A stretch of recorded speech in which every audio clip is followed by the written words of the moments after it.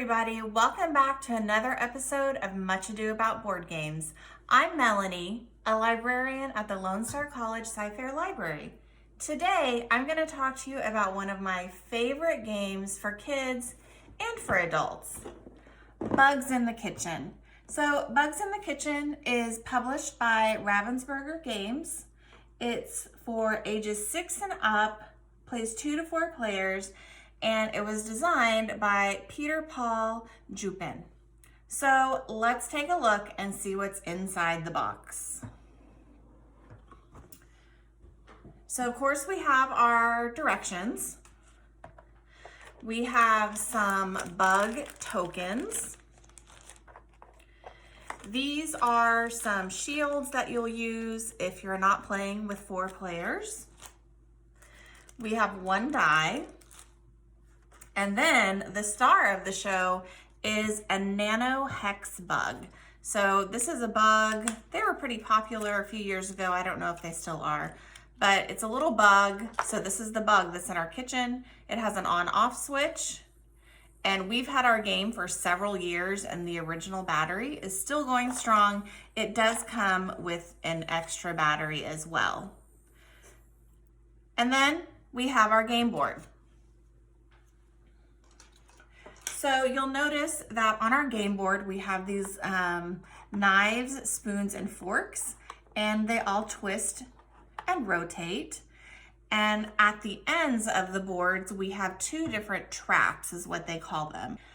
So the object of the game is to get the bug into your trap. And you do that by turning these knives and forks. The bug will go on a little path, hopefully into your trap.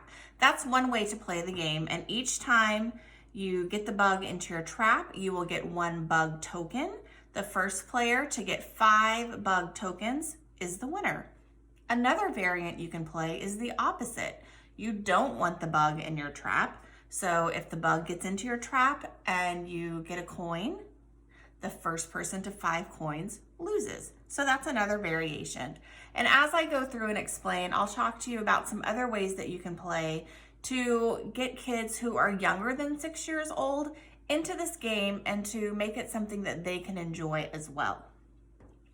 So when you purchase this game, it does not come set up like this. So there are directions on how to set up the board, and once you do that, it's set up all the time. So you'll put the base down, and then you have to snap in these little knives and forks. It's super easy. They show you the grid of exactly what goes in what order. And once you do that, the game is set and ready to play. So in the directions, they show you 4 different patterns that you can use to start the game. And to make those patterns, you just move the knives and forks like this. I'm going to choose this square pattern right here.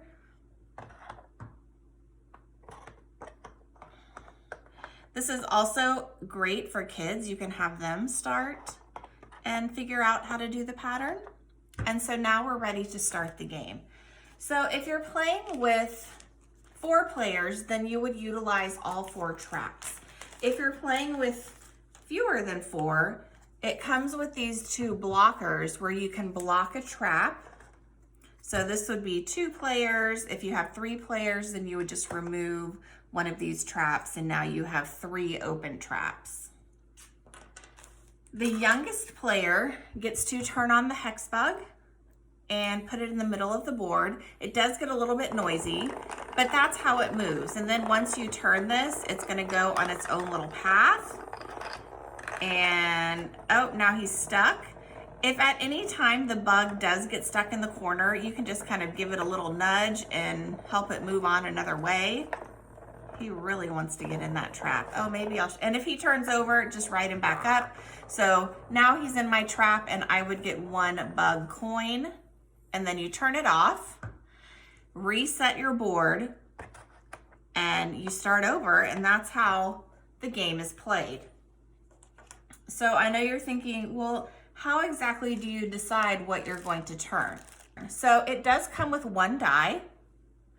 It has one of each of the utensils, knives, forks, and spoons, and then it has 3 question marks, and those question marks are wild, so you can choose to do whichever one you want.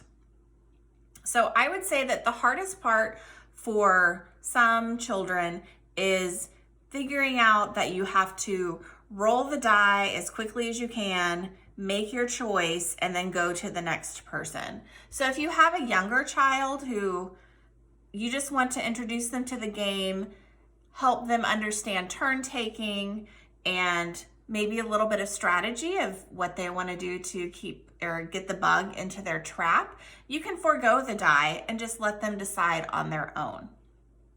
So once you roll the die, I got a question mark. I can choose any of the ones that I want.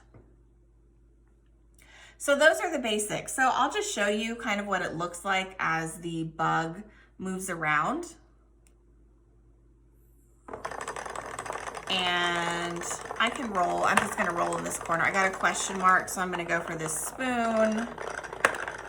I got another question mark. I'm gonna go for the knife. And if I'm trying to keep it out, gosh, I got another question mark. I'm gonna go back for this knife. That didn't work out the way I wanted.